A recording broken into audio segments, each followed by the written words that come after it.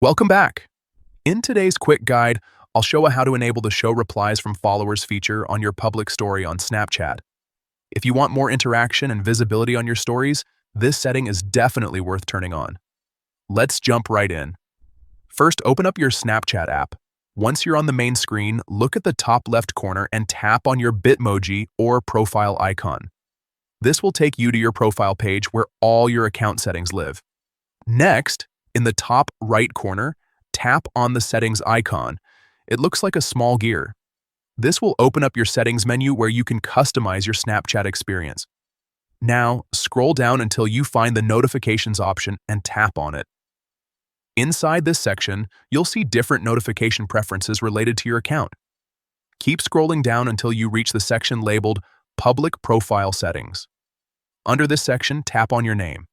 This will open up additional settings specifically for your public profile. Here's the key step. Look for the option called Show Public Story Replies. Once you find it, simply toggle it